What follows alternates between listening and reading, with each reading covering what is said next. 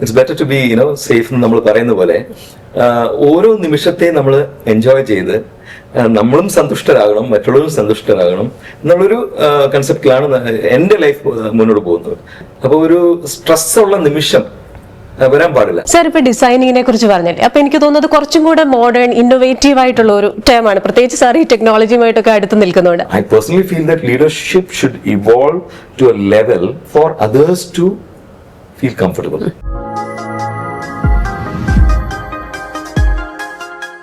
നമസ്കാരം. നേതൃത്വം എന്നാൽ ഒരു കാഴ്ചപ്പാടിനെ യാഥാർത്ഥ്യത്തിൽ എത്തിക്കുന്ന മാജിക് എന്നാണ് അമേരിക്കൻ കൺസൾട്ടന്റും എഴുത്തുകാരനുമായ വാറൻ ജെ ബെന്നിസ് പറഞ്ഞിരിക്കുന്നത്. മികച്ച ആശയങ്ങൾ, അത് നടപ്പാക്കൽ, അതിനായി കൂടെ നിൽക്കുന്നവരെ ചേർത്ത് നിർത്തൽ, ഇതൊക്കെയാണ് ഒരു യഥാർത്ഥ നേതാവിന്റെ കടമ. പറയാൻ വളരെ ഈസിയാണ്, പക്ഷെ അത് പ്രായോഗികമാക്കണമെങ്കിൽ ഒരേ വ്യക്തിയിൽ ഇതെല്ലാം സമ്മേളിക്കണം. അങ്ങനെ ഒരാളാണ് ഇന്ന് വാല്യൂ പ്ലസിന്റെ അതിഥി.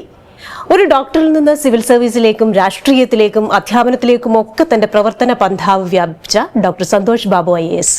Sir, welcome to value plus.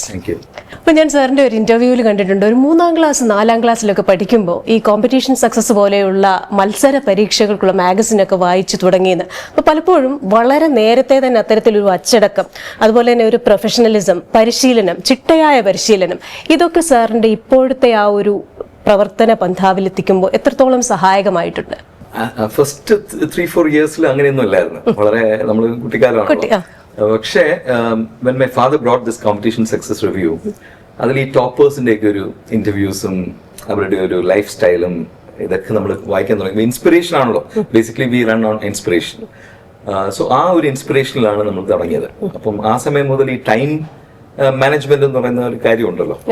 നമ്മളിപ്പോ ഇപ്പൊ ഞാൻ ഇവിടെ നിൽക്കുമ്പോൾ ആലോചിക്കുന്ന വെച്ചാൽ നമ്മളെല്ലാം കൂടെ ഒരു 100 വയസ്സ് വരെ ജീവിച്ചാൽ വെറും 36,500 ദിവസം ജീവിക്കുന്നുള്ളൂ. അപ്പം ആ ഒരു വാല്യൂ ഓഫ് ടൈം വളരെ ഇമ്പോർട്ടൻ്റ് ആണ്. അതുകൊണ്ട് അച്ചടക്കത്തോടെ ടൈമിനെ ബഡ്ജറ്റ് ചെയ്ത് എല്ലാത്തിനും സമയം കണ്ടുപിടിക്കുന്ന ഒരു ഇതിലേക്ക് നമ്മൾ മൂവ് ചെയ്തു. നമ്മുടെ പേഴ്സണാലിറ്റിയെ തന്നെ ഞാൻ അതിനെ ഇത് ചെയ്തു. അങ്ങനെയാണ്. ഇപ്പൊ നമ്മൾ നടൻ ശ്രീനിവാസൻ ഒരിക്കൽ പറഞ്ഞിട്ടുണ്ട്, യഥാർത്ഥ സോഷ്യലിസം എന്ന് പറയുന്നത് സമയത്തിലാണ്. കാരണം പണക്കാരനും പാവപ്പെട്ടവനും, ഉള്ളവനും ഇല്ലാത്തവനും, വിദ്യാഭ്യാസമുള്ളവനും ഇല്ലാത്തവനും, വികസിത രാജ്യത്തിലുള്ളവനും വികസ്വര രാജ്യത്തിലുള്ളവർക്കും എല്ലാം 24 മണിക്കൂറാണ് ഒരു ദിവസത്തിലുള്ള. പക്ഷെ എന്നാലും ബഹുഭൂരിപക്ഷം ആൾക്കാരും ഈ സമയത്തിന്റെ പേരിൽ എക്സ്ക്യൂസ് പറയുന്നവരാണ്. എനിക്ക് സമയമില്ലായിരുന്നു, അവിടെ എത്താൻ സമയമില്ലായിരുന്നു, നിന്നെ കാണാൻ സമയമില്ലായിരുന്നു, അല്ലെങ്കിൽ അത് ചെയ്യാൻ സമയമില്ലായിരുന്നു. പക്ഷെ ഈ 24 മണിക്കൂർ വളരെ ബ്യൂട്ടിഫുൾ ആയിട്ട് മാനേജ് ചെയ്ത് നമുക്ക് ഉപയോഗിക്കാൻ പറ്റും. ഇപ്പൊ സാറിനെ കുറിച്ച് പലരും പറയുന്നത് ഞാൻ കേട്ടിട്ടുണ്ട്, ഒരുപാട് കാര്യങ്ങൾ ചെറിയ സമയത്തിനുള്ളിൽ ചെയ്യുന്ന ഒരാളാണെന്ന്. അപ്പൊ ഈ ടൈം മാനേജ്മെന്റ് എന്ന് പറയുന്നത് എനിക്ക് തോന്നുന്നു എല്ലാവർക്കും അതെങ്ങനെയാണ് എന്നൊന്ന് പറഞ്ഞാൽ ഉപകാരമായിരിക്കും. എനിക്ക് ഞാൻ പറയേണ്ട കാര്യങ്ങളാണ് ക്രിസ്റ്റിന പറഞ്ഞത്. ബിക്കോസ് ഞാൻ എൻ്റെ എല്ലാ സ്പീച്ചസിലും ഇങ്ങനത്തെ അഭിമുഖങ്ങൾക്ക് പറയുന്നതാണ്, നമുക്കെല്ലാം ഈ 24 മണിക്കൂറേ ഉള്ളൂ. ബിക്കോസ് ഈ 24 മണിക്കൂറിൽ ഒരു 8 മണിക്കൂർ ഉറങ്ങിക്കഴിഞ്ഞാൽ 10-16 മണിക്കൂറാണ് ഈ ജയപരാജയങ്ങളൊക്കെ ഉള്ളത്. അപ്പൊ ഇതിനെ നമ്മൾ പ്രോപ്പറായിട്ട് വിനിയോഗിച്ചിട്ടില്ലെങ്കിൽ പിന്നെ നമ്മൾക്ക് പശ്ചാത്തപിക്കേണ്ടി വരും. So rather than being sorry, it's better to be safe എന്ന് നമ്മൾ പറയുന്ന പോലെ ഓരോ നിമിഷത്തെയും നമ്മൾ എൻജോയ് ചെയ്ത് നമ്മളും സന്തുഷ്ടരാകണം, മറ്റുള്ളവരും സന്തുഷ്ടരാകണം എന്നുള്ളൊരു കൺസെപ്റ്റിലാണ് എൻ്റെ ലൈഫ് മുന്നോട്ട് പോകുന്നത്. അപ്പോൾ ഒരു സ്ട്രെസ് ഉള്ള നിമിഷം വരാൻ പാടില്ല. സ്ട്രെസ് എന്തുകൊണ്ടാണ് വരുന്നത് വെച്ചാൽ മോസ്റ്റ്ലി നമ്മൾ പ്രിപ്പയർഡ് അല്ലാത്തതുകൊണ്ടാണ്, അല്ലെ? ഇപ്പൊ നമുക്കൊരു ഏർലി മോർണിംഗ് നമ്മൾ എഴുന്നേൽക്കുകയാണെങ്കിൽ പല സാധനങ്ങൾ പല സ്ഥലത്ത് വെച്ചിട്ടുണ്ടെന്ന് വെച്ചു, ഓരോന്നും തപ്പി പിടിച്ച് വരുമ്പോൾ സമയം എടുക്കും. അപ്പോൾ നമുക്ക് പ്രീവിയസ് നൈറ്റിൽ നമുക്ക് ഒരു 5 മിനിറ്റ് അതിന് വേണ്ടി സ്പെൻഡ് ചെയ്യാമല്ലോ. എല്ലാ സാധനങ്ങളൊക്കെ എടുത്ത് അത് സ്ഥലങ്ങളിൽ വെച്ച് കഴിഞ്ഞാൽ, for example if you setting on A table, നമ്മുടെ ടെലിഫോൺ കുറച്ച് ദൂരത്താണെങ്കിൽ അത് റിംഗ് അടിക്കും, നമ്മൾ അങ്ങ് വരെ പോകേണ്ട ഒരു ബുദ്ധിമുട്ട്. അപ്പൊ പല കാര്യങ്ങളും നമ്മൾ ശ്രദ്ധിച്ച് ചെയ്യേണ്ട കാര്യങ്ങളുണ്ട്, so that we are not stressed out. അപ്പൊ നമ്മൾ ഹാപ്പി ആയിട്ടിരിക്കേണ്ട നിമിഷങ്ങളാണിത്. ഓരോ നിമിഷം പോയിക്കൊണ്ടിരിക്കുകയാണ്. ഇപ്പൊ നമ്മൾ സംസാരിച്ചുകൊണ്ടിരുന്ന ഒരു 3-4 മിനിറ്റ് പോയില്ലേ, ഇനി ആ ലൈഫിൽ ആ 3-4 മിനിറ്റ് വരത്തില്ല. അപ്പം try to make the maximum of the time that's available. ഏറ്റവും കൂടുതൽ മറ്റുള്ളവരെ പറ്റി ചിന്തിക്കുക, നമ്മളെ പറ്റി ചിന്തിക്കാതിരിക്കുക. നമുക്ക് വേണ്ടി ചിന്തിക്കേണ്ട കുറച്ച് സമയമുണ്ട്. അതായത് നാളെ എന്ത് ചെയ്യും, ആ ടൈമിനെ എങ്ങനെ ബഡ്ജറ്റ് ചെയ്യും എന്നുള്ള. ഞാൻ വിചാരിക്കുന്ന വെച്ചാൽ 99% of our time we spend for others, അല്ലെ? നമ്മൾ രാവിലെ ഡ്രസ്സൊക്കെ ചെയ്ത് വരികയാണെങ്കിൽ മറ്റുള്ളവർക്ക് വേണ്ടിയാണ് നമ്മൾ ചിലവഴിക്കുന്നത്. അത് do it with a lot of elan, with a lot of happiness.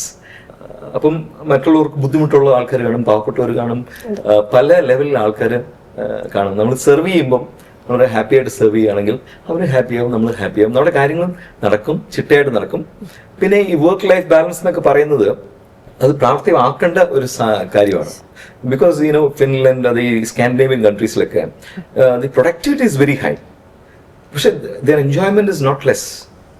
പക്ഷെ നമ്മളിവിടെ Monday, Tuesday, Wednesday, Friday, Saturday, Sunday എന്ന് വരെ പോവാണ്, വർക്ക് ചെയ്യാണ്. But people have a crease on the forehead. അതിൻ്റെ ആവശ്യമില്ല. നമുക്ക് ഹാപ്പിയായിട്ട് ജീവിക്കാനുള്ള എല്ലാം ദൈവം തന്നിട്ടുണ്ട്. ഇപ്പൊ സാർ, ഈ വർക്ക് ലൈഫ് ബാലൻസിന്റെ കേസിൽ ഇപ്പൊ നമ്മുടെ രാജ്യത്ത് അതൊരു ഡിബേറ്റിംഗ് പോയിന്റ് ആണല്ലോ. ഇപ്പം NR നാരായണമൂർത്തി സാർ പറഞ്ഞു ഒരു ആഴ്ചയിൽ ഇത്ര സമയം ജോലി ചെയ്യണം, പറ്റുമെങ്കിൽ ഞായറാഴ്ചയും കൂടെ നിങ്ങൾ ഓഫീസിൽ പോയി ജോലി ചെയ്യണം എന്ന് അദ്ദേഹം ഒരു അഭിപ്രായം പറഞ്ഞു. അതിനെ അനുകൂലിച്ചും പ്രതികൂലിച്ചും ഒക്കെ ഒരുപാട് കമന്റ്സ് വന്നു. അതുപോലെ തന്നെ ഒരാൾ പറഞ്ഞു എനിക്ക് ഞായറാഴ്ച എൻ്റെ ഭാര്യയുടെ മുഖം കണ്ടുകൊണ്ടിരിക്കുന്നതിന് ഒരു ബുദ്ധിമുട്ടുമില്ല. അങ്ങനെയൊക്കെയുള്ള രീതിയിൽ ആ ഒരു ഡിബേറ്റ് ഇങ്ങനെ നടന്നുകൊണ്ടിരിക്കുമ്പോഴാണ് ഈ വർക്ക് ലൈഫ് ബാലൻസ് നമ്മുടെ ജീവിതത്തിൽ എത്രത്തോളം പ്രാധാന്യമാണ് എന്നൊരു ചോദ്യം വരുന്നത്. ഇപ്പോൾ ആഫ്റ്റർ ഓൾ നമ്മൾ ഈ പറയുന്ന സമയം മുഴുവൻ അധ്വാനിക്കുന്നത് നമ്മുടേതായ ഒരു സമയം, ഒരു മീ ടൈം കൂടെ വേണ്ടതിനാണല്ലോ. അപ്പോൾ സാർ എപ്പോഴും പറയുന്നത് കേട്ടിട്ടുണ്ട് ഇതെനിക്കൊരു റീചാർജിങ് ആണെന്ന്. അപ്പോൾ ഏത് രീതിയിലാണ് നമ്മുടെ വർക്കിനെയും അതേസമയം നമുക്കൊരു family time, friend time, me time ഇതൊക്കെ വേണമല്ലോ, അതെങ്ങനെയാണ് മാനേജ് ചെയ്യുന്നത്? 24 hours നമ്മൾ ബഡ്ജറ്റ് ചെയ്തേ പറ്റുള്ളൂ. For example, I wake up at 4 AM. 5 മണിക്ക് ഒരു 1 hour വാക്ക് എല്ലാം കഴിഞ്ഞിട്ട് വന്ന് ഒരു 8 മണിക്ക് നമ്മൾ റെഡിയാകും. 8 മണിക്ക് റെഡി ആയി കഴിഞ്ഞാൽ 5 മണി കഴിഞ്ഞാൽ പിന്നെ ജോലി ചെയ്യാറില്ല. Frankly 10 to 5 is my work time. After 5 I am with my wife all the time. ഞങ്ങൾ വെളിയിൽ പോവുക, ഭക്ഷണം കഴിക്കുക, മോസ്റ്റ്ലി ഔട്ട് എവറി ഡേ. ഇതിനിടയ്ക്ക് നമുക്ക് കിട്ടുന്ന 8 hours ഉണ്ടല്ലോ, അതിന് മാക്സിമം ഓട്ടോമേറ്റ് ചെയ്യാൻ പറ്റുകയാണെങ്കിൽ നമ്മളുടെ വർക്ക് വളരെ സിമ്പിൾ ആവും. ഈ ഓഫീസ് നമുക്ക് ഇപ്പം നമ്മുടെ ഓഫീസസ് എല്ലാം ഈ ഓഫീസാണ്. രാവിലെ ഫയൽസ് ക്ലിയർ ചെയ്ത് കഴിഞ്ഞാൽ, അല്ലെങ്കിൽ ട്രാവൽ ചെയ്യുമ്പോൾ ആ ഫയൽസ് ഒക്കെ ഒന്ന് ക്ലിയർ ചെയ്ത് കഴിഞ്ഞാൽ ഓഫീസ് ചെല്ലുമ്പോൾ അധികം വർക്കൊന്നും കാണത്തില്ല. അപ്പം മീറ്റിംഗ്സിനെ മാനേജ് ചെയ്യുക, ഇൻഡിവിജ്വൽ അപ്പോയിന്റ്മെന്റ്സിനെ മാനേജ് ചെയ്യുക. ഇതൊക്കെ നമ്മൾ ഇപ്പം technology is available for everything അല്ലേ? പണ്ടത്തെ പോലെ അല്ലേ നമുക്ക് ഒരു സ്റ്റെനോഗ്രാഫർ കൂടെ വേണം, ഇതിന്റെ ആവശ്യമൊന്നുമില്ല, നമുക്ക് തന്നെ അറിയാൻ പറ്റും ടുമോറോ ഹൗ. സോ എൻ്റെ ഒരു കൺസെപ്റ്റ്, ഇൻഫാക്ട് ഞാൻ അതിനു വേണ്ടി ഒരു ആപ്പ് വരെ ഉണ്ടാക്കാനുള്ള ശ്രമം നടത്തി. ഡിസൈൻ യുവർ ഡേ എന്നാണ് അതിനെ ഞാൻ പേരിട്ടിരിക്കുന്നത്. എന്ന് വെച്ചാൽ നമ്മൾ മുൻകൂട്ടി അറിയണം നാളെ ഇങ്ങനെ നമ്മുടെ ദിവസം ഇരിക്കും. അൺലെസ് ഓഫ് കോഴ്സ് നമുക്കറിയാത്ത കുറേ കാര്യങ്ങൾ ക്രോപ്പ് അപ്പ് ചെയ്യുകയാണെങ്കിൽ നമുക്ക് കുറച്ച് സ്ട്രെസ് വരാൻ ചാൻസ് ഉണ്ട്. പക്ഷെ അതർവൈസ് നമുക്ക് ആ ഡേ ഇങ്ങനെ ഇരിക്കണം, ഇങ്ങനെ ആയിരിക്കണം, ഈ ഭംഗി ആയിരിക്കണം എന്ന് നമ്മൾ മുൻകൂട്ടി തന്നെ നിശ്ചയിക്കേണ്ട ഒരു ആവശ്യതയുണ്ട്. സാർ ഇപ്പോൾ ഡിസൈനിങ്ങിനെ കുറിച്ച് പറഞ്ഞില്ലേ, അപ്പോൾ എനിക്ക് തോന്നുന്നത് കുറച്ചും കൂടെ മോഡേൺ, ഇന്നോവേറ്റീവ് ആയിട്ടുള്ള ഒരു ടേമാണ്, പ്രത്യേകിച്ച് സാർ ഈ ടെക്നോളജിയുമായിട്ടൊക്കെ അടുത്ത് നിൽക്കുന്നുണ്ട്. പക്ഷേ ഒരു തലമുറ മുമ്പൊക്കെ നമ്മൾ അതിനെ പ്ലാനിങ് എന്ന് വിളിച്ചിരുന്നു. അപ്പോൾ ഈ അടുത്തിടെ വന്ന കുറേ സർവേസ്, അപ്പോൾ ഈ സർവേ പറയുന്നത് ശരിയാണോ തെറ്റാണോ എന്ന് എനിക്കറിയില്ല, അതെൻ്റെ അഭിപ്രായമല്ല. അത് പറയുന്നത് ഈ 90s കിഡ്സിനെയും 2K കിഡ്സിനെയും കൊണ്ട് ജോലി എടുപ്പിക്കുക എന്ന് പറഞ്ഞത് വലിയ പാടാണെന്ന് പറയുന്നുണ്ട്. അതിൻ്റെ ഒരു കാര്യം പറയുന്നത് പങ്ക്ച്വാലിറ്റി അഥവാ സമയദീക്ഷയിൽ. ഇപ്പോൾ KP കേശവമേനോൻ്റെ പ്രഭാത ദീപത്തിലൊക്കെ പറയുന്നുണ്ട് നമ്മൾ 7 മണിക്ക് സ്കൂളിൽ എത്തണമെങ്കിൽ 6:55 അവിടെ എത്തണം. അപ്പം എന്നെയൊക്കെ സംബന്ധിച്ചിടത്തോളം ചിലപ്പോൾ ആ ഒരു ജനറേഷനിൽ വന്നതുകൊണ്ടായിരിക്കണം ഒരല്പം നേരത്തെ എത്തണം, മാനസികമായി തയ്യാറെടുക്കണം, നമ്മൾ ഈ കഥാപാത്രത്തെ ഉൾക്കൊള്ളണമെന്ന് പറഞ്ഞ പോലെ ആ ഒരു പ്ലാനിങ് വേണം. അപ്പോൾ പൊതുവേ ഇപ്പോഴത്തെ ജനറേഷനിൽ അതില്ല എന്ന് പറയുന്ന സർവേ റിപ്പോർട്ട്സ് ഉണ്ട്. അപ്പം എംപ്ലോയേഴ്സ് അവരെ പ്രിഫർ ചെയ്യുന്നില്ല അത്. അപ്പോൾ ഈ സമയദീക്ഷ അഥവാ പങ്ക്ച്വാലിറ്റിക്ക് നമ്മുടെ ലൈഫിലും പ്രൊഫഷണലിലും എത്രത്തോളം പ്രാധാന്യമുണ്ട്? വളരെ പ്രാധാന്യമുള്ളതാണ്. I don't agree with that survey report because ഞാൻ ഡീൽ ചെയ്യുന്ന യങ്സ്റ്റേഴ്സ് ആണ്. ഇപ്പൊ എന്റെ പകുതിയുടെ 20-25 വയസ്സുള്ള കുട്ടികളൊക്കെ ആയിട്ടാണ് ഡീൽ ചെയ്യുന്നത്. വളരെ കമ്മിറ്റഡ് ആയിട്ടുള്ള കുട്ടികളാണ്. അവരെ പറ്റി എന്തുകൊണ്ട് അങ്ങനെ പറയുന്നത് എനിക്കറിയില്ല. പക്ഷേ അവർ they are actually head of time. വളരെ പങ്ക്ച്വലായിട്ട് ജോലി ചെയ്യുന്ന കുട്ടികളൊക്കെയാണ്. ചിലർ കാണും ഇവിടെയൊക്കെ. It's cross generations also this happens. So അതുകൊണ്ട് നമ്മൾ അങ്ങനെ ഒരു ജനറലൈസേഷൻ പറ്റുമെന്ന് എനിക്കറിയില്ല. നമ്മുടെ കുട്ടികൾ കൂടുതൽ ഇൻഫോംഡ് ആണ് today compare to maybe previous generations etcetera. ആ സമയത്തുള്ള ഓട്ടോമേഷൻ ഇല്ലായ്മയുടെ ഒരു ഡിഫറൻസ് ഇവിടെ കാണാം. ഇവിടെ ഓട്ടോമേഷൻ നന്നായിട്ടുണ്ട്, അതുകൊണ്ട് അവർക്ക് പല കാര്യങ്ങളും അപ് ടു ഡേറ്റ് ആണ്. Maybe you might need to guide them. ചിലപ്പോഴും അവർക്കൊരു ഗൈഡൻസിന്റെ ഒരു കുറവ് കാണും, അല്ലെങ്കിൽ ഒരു ഡിസിപ്ലിന്റെ ഒരു ഇഷ്യൂ ഉണ്ടെങ്കിൽ. പക്ഷെ ലീഡർഷിപ്പിലാണ് അത് ഇതായിരിക്കുന്നത്. ലീഡർ എങ്ങനെ ഇരിക്കുന്നു അങ്ങനെ ആയിരിക്കും. ഇപ്പൊ ഞാൻ രാവിലെ 10-11 മണിക്കൊക്കെ വരികയാണെങ്കിൽ എല്ലാവരും ആ ലാഘവത്തോടെ എടുക്കുള്ളൂ. So if I am on time and I expect my subordinates to be on time, അത് താനെ അങ്ങനെയാണ് ലോകം നടക്കുന്നത്. I think this is a fallacy, my personal feeling. People are the same everywhere, all over the world. നമ്മൾ ലീഡർഷിപ്പിൽ ഇരിക്കുന്നവർ have to be extremely cautious that they are on time, they don't waste others' time. ഇല്ലേ? നമുക്ക് വേണ്ടി ഒരാൾ wait ചെയ്തുകൊണ്ടിരിക്കുന്നു, അവരെ wait ചെയ്യിപ്പിക്കാൻ പാടില്ല. Appointment ആ സമയത്ത് അവരെ മീറ്റ് ചെയ്തേ പറ്റുള്ളൂ, അല്ലേ? നമ്മളുടെ ഗരിമ കാണിക്കാനൊന്നും അല്ല നമ്മൾ അവിടെ ഇരിക്കുന്നത്. നമ്മളെ കാണാൻ വരുന്നവർ അവരുടെ സമയം സ്പെൻഡ് ചെയ്താണ് വരുന്നത്. അപ്പൊ എൻ്റെ ഒരു കൺസെപ്റ്റ് ഗവർണൻസിൽ പറയുകയാണെങ്കിലേ, ഞാൻ പറയുന്നത് ഗവൺമെന്റ് ഓഫീസിൽ ഒരു മനുഷ്യനും വരാൻ പാടില്ല എന്നാണ്. അതാണ് എൻ്റെ ഒരു കൺസെപ്റ്റ്. അതാണ് കെ സ്മാർട്ടിന്റെ ഒരു പുറയിലുള്ള ഒരു തേജോപകാരം. അപ്പം basically two things are there. Time is of essence. Second is freedom of the people. അവർക്ക് ജനങ്ങൾക്ക് ഇഷ്ടമുള്ള കാര്യങ്ങൾ ചെയ്യാനായിട്ടാണ്, അതായിരിക്കണം ഏറ്റവും ബെസ്റ്റ് ഫോം ഓഫ് ഗവേണൻസ്. അപ്പം ഗവൺമെന്റ് ഓഫീസേഴ്സ് ഒക്കെ as far as I M concern ഒരു ബാക്ക് ഓഫീസ് ആയി മാറണം. എന്തിനാണ് ഇവിടെ പേരൊക്കെ എഴുതി വയ്ക്കുന്നത്? നമ്മൾ കുറച്ച് പേരുന്ന് ജോലി ചെയ്യും, അതിന്റെ ഔട്ട്പുട്ട് ഒരു ഫ്രണ്ട് ഓഫീസ് ആയിട്ടുള്ള മൊബൈൽ ഫോണിൽ വരാനുള്ള കാര്യം ഉള്ളൂ ടുഡേ. അപ്പം this time management across the board എല്ലാവർക്കും വളരെ ഇമ്പോർട്ടൻ്റ് ആയിട്ടുള്ള കാര്യമാണ്. അത് ഹാപ്പിനെസ്സിനെയും സ്ട്രെസ്സിനെയും ഡിറ്റർമിൻ ചെയ്യും. നമ്മൾ ഡിലേ ആകും തോറും നമ്മൾ സ്ട്രെസ്ഡ് ആവും, മറ്റുള്ളവർക്ക് അൺഹാപ്പി ആവും. എന്തിനാണിത്? നമ്മൾ കറക്റ്റ് ടൈമിൽ കാര്യങ്ങൾ ചെയ്യുകയാണെങ്കിൽ ഒരു പ്രൊഡക്ടിവിറ്റി ഈസ് വെരി ഇമ്പോർട്ടൻറ്റ്. നമ്മൾ കറക്റ്റായിട്ട് വന്നു എല്ലാം ചെയ്തു എന്ന് പറയുന്നതിന് പകരം is it possible to do 5x 10x within the time? Today it's possible. ഇപ്പം ഞാനിപ്പോൾ 5 ഓഫീസ് മാനേജ് ചെയ്യുന്നുണ്ട്. അപ്പോൾ 5 ഓഫീസിലും മേജർലി 3 ഓഫീസിലാണ്. പിന്നെ I am also vice chairman of centre for management development. അപ്പം ഈ 5 ഓഫീസിന്റെയും കാര്യങ്ങൾ മാനേജ് ചെയ്തേ പറ്റൂ. But I will work only between 10 to 5. Narayana Murthy സാറിന്റെ കാര്യം പറഞ്ഞു, പിന്നെ LNT ചെയർമാന്റെ കാര്യം പറയാറുണ്ട്. അത് ഓരോ പെർസ്പെക്റ്റീവ്സ് ആണ്. മൈ പോയിന്റ് ഇസ് ഗവൺമെന്റിൽ വർക്ക് ചെയ്യുന്നവർക്ക് ദി വർക്ക് ഇസ് നോട്ട് ഇന്നോമസ്. നമ്മളത് കറക്റ്റായിട്ട് ചെയ്യുകയാണെങ്കിൽ വളരെ ബ്യൂട്ടിഫുൾ ആയിട്ട് പോകാനുള്ളതേ ഉള്ളൂ.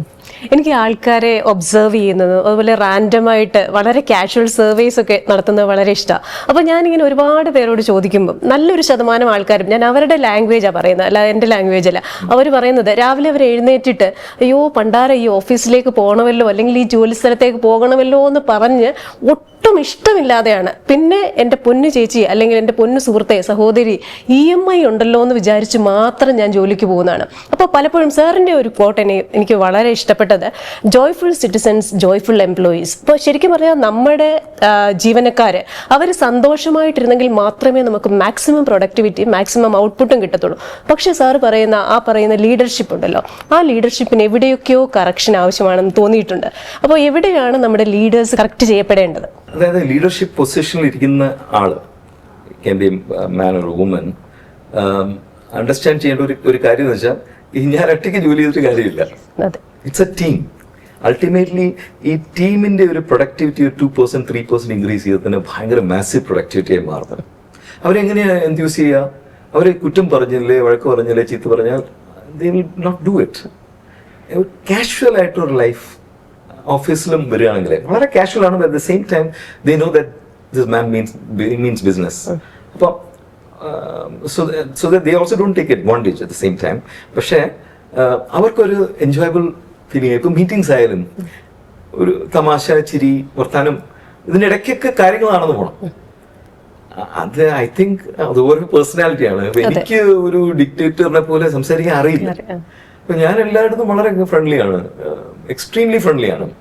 അവരും ഫ്രണ്ട്ലി ആവും. അപ്പം സ്ട്രെസ് അവിടെ കുറയുകയാണ്. The moment stress comes down, productivity increases. അപ്പം leaders should make others happy and make them comfortable.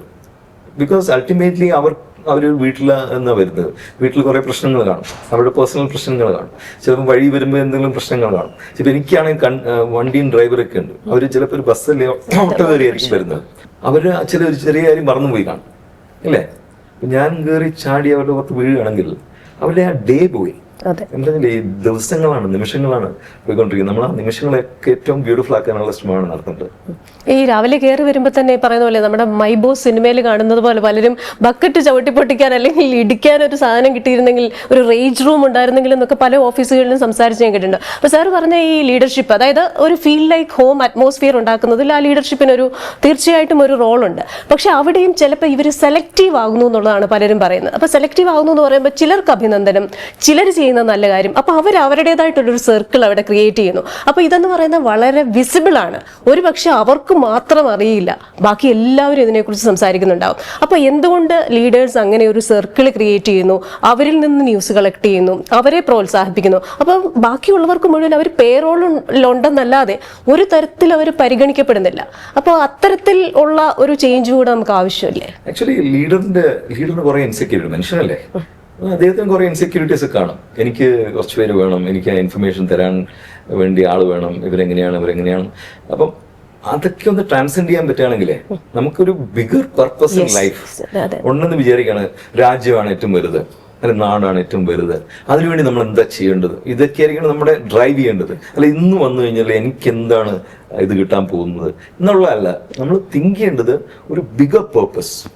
Four example Keralam ഒരു സിംഗപ്പൂർ അല്ലെങ്കിൽ സ്വിറ്റ്സർലാൻഡ് ആകുന്നത് എങ്ങനെയാണ്, ഇതൊക്കെയാണ് എന്നെ ഡ്രൈവ് ചെയ്യുന്നത്. അപ്പം നമ്മൾ ഈ ചെറിയ ചെറിയ കാര്യങ്ങൾ ഇൻസെക്യൂരിറ്റീസ് ഒക്കെ പോയി കിട്ടും.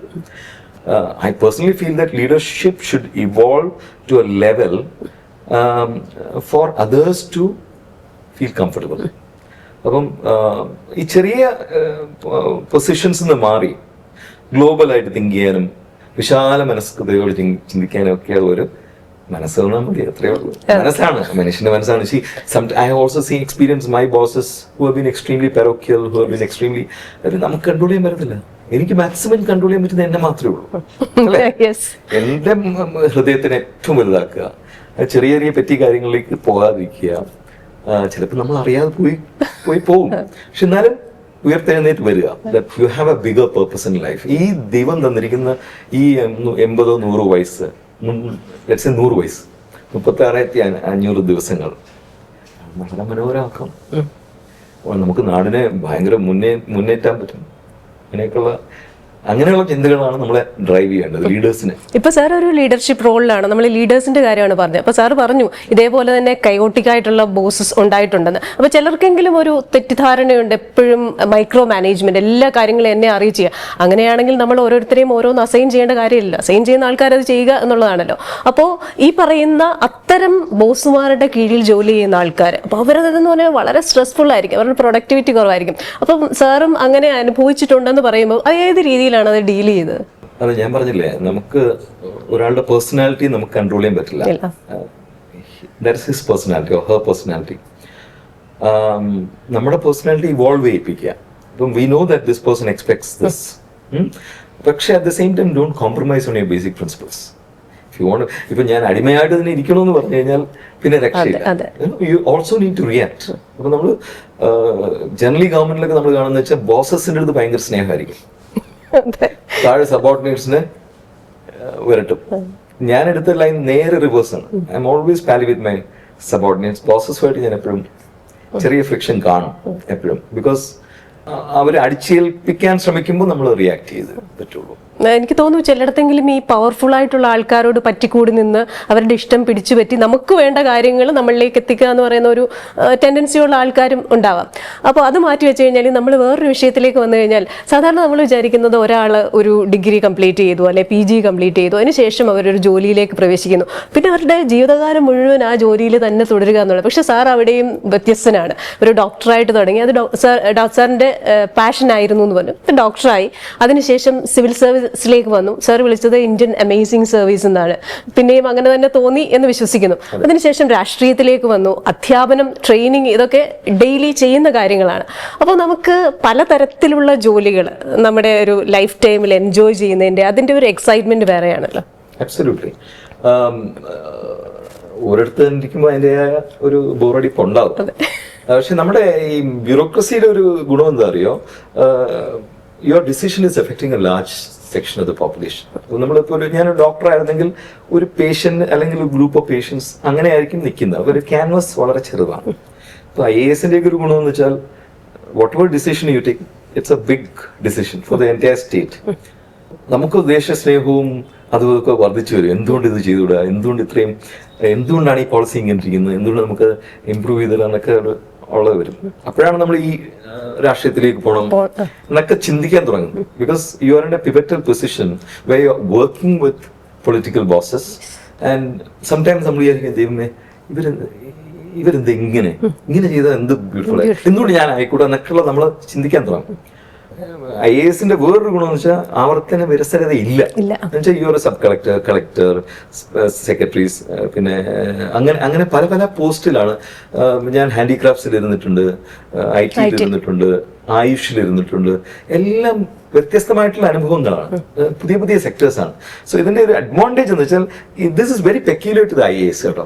വേറെ സർവീസസിന് അങ്ങനെ വരാൻ ചാൻസ് ഇല്ല. അതുകൊണ്ടാണ് ഇന്ത്യൻ അമേസിംഗ് സർവീസ് ഞാൻ പറയാം. Because the kind of work that you do is completely different everywhere. And every day is different. So, especially when you're on the hot seat and decisions have to be taken in split seconds, നമ്മൾ പല കാര്യങ്ങളും learn ചെയ്യാണ് ആ സമയത്ത്. പല കാര്യങ്ങളും unlearn ചെയ്യണം. നമ്മൾ ഒരു പുതിയ പൊസിഷനിലേക്ക് പോകുമ്പോൾ തന്നെ നമ്മൾ അൺലേൺ ചെയ്യേണ്ടി വരും. അപ്പം നമ്മളൊരു ആസ് എൻ IAS ഓഫീസർ മാത്രമായിട്ട് തിങ്ക് ചെയ്യുകയാണെങ്കിൽ your potential is growing by the minute. ഇത് മറ്റുള്ള സർവീസസിൽ അങ്ങനെ വരില്ല. ബിക്കോസ് നമ്മളിപ്പോൾ അതൊരു പർട്ടിക്കുലർ ഏരിയയിലായിരിക്കും അവർ പെർഫോം ചെയ്തുകൊണ്ടിരിക്കുന്നത്. ഇതിപ്പോൾ എന്ന് വെച്ചാൽ മാസീവ് ചേഞ്ചസ്. അപ്പം ദെൻ നമ്മുടെ സ്കിൽസ് ഇൻക്രീസ് ചെയ്യാം.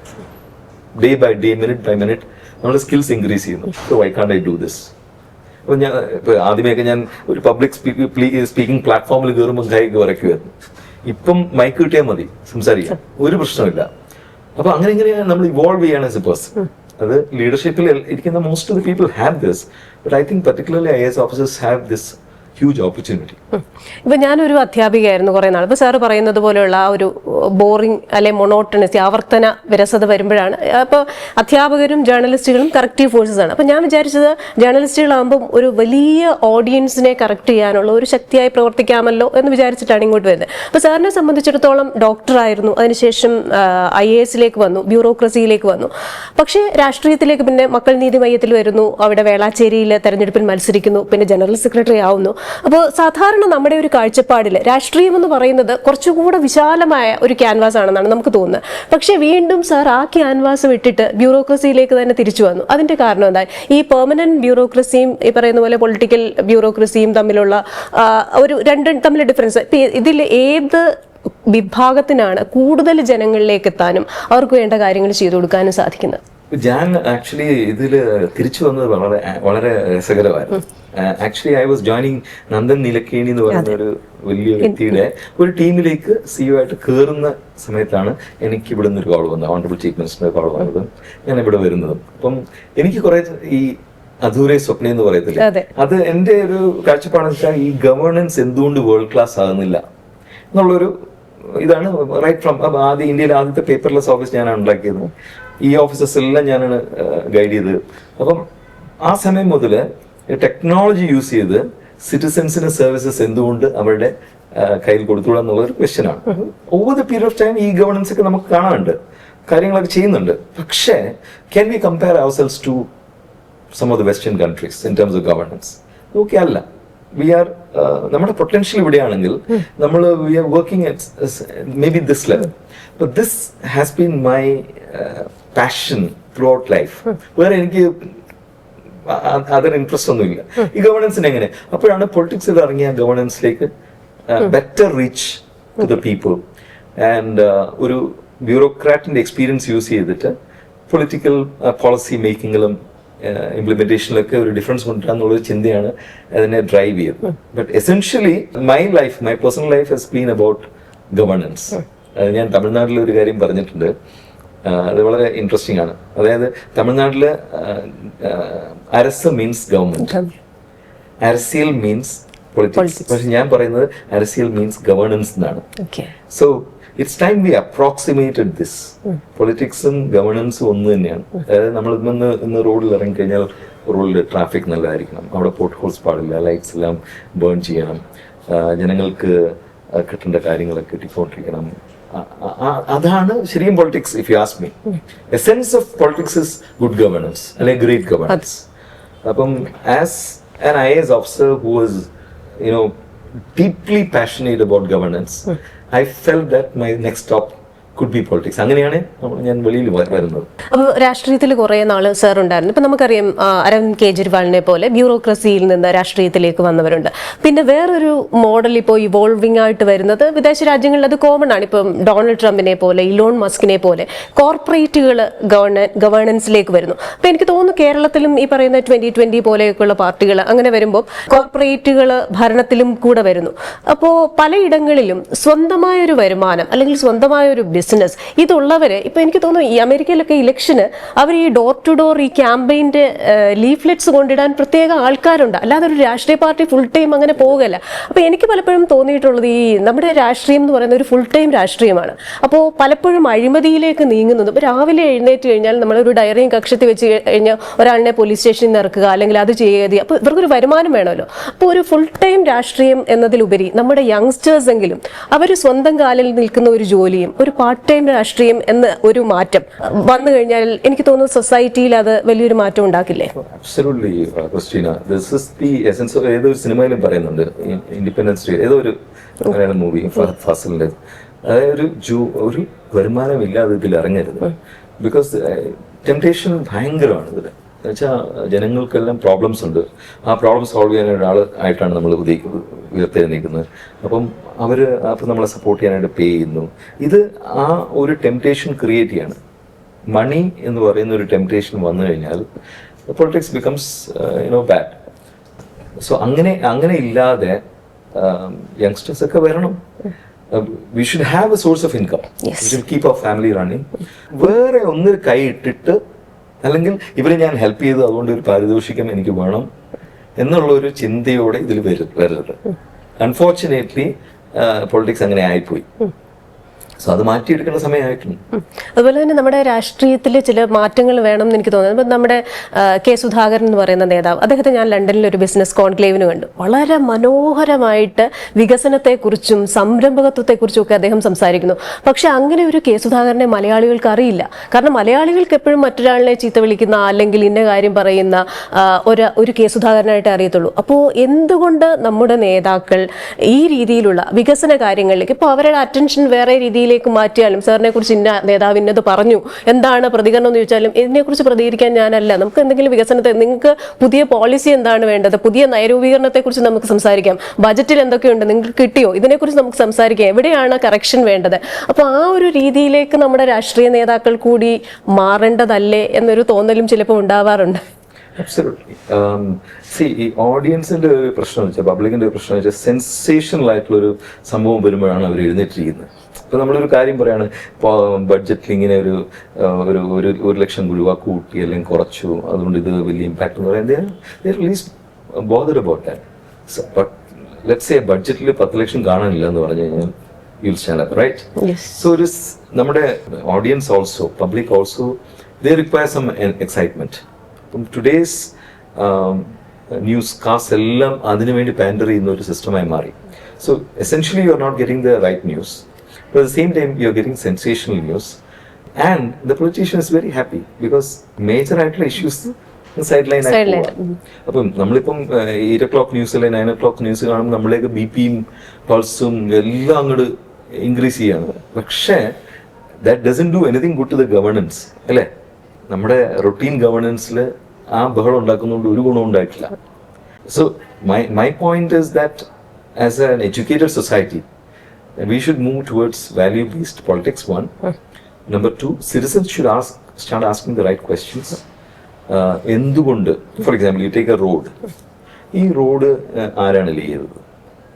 അതിൻ്റെ ബഡ്ജറ്റ് എന്തായിരുന്നു? എന്തുകൊണ്ടാണ് അവിടെ പോട്ട് ഹോൾ കിടക്കുന്നത്, കുഴിയായിട്ട് കിടക്കുന്നത്? ഇതാരും നമ്മൾ ചോദിക്കുന്നേ ഇല്ല. We are completely unaware of who is the contractor, what is the amount that is paid. നമ്മുടെ പൈസ എടുത്ത് ഇൻവെസ്റ്റ് ചെയ്യാണ്. പക്ഷേ ഈ റോഡിന്റെ പുറത്തുകൂടെ നമ്മൾ പാഞ്ഞു പോയാണ് ടി വി പോയി കാണുന്നത്. അപ്പോഴും നമ്മൾ we are not worried about the routine government issue which not have been there in the first place, അല്ലേ?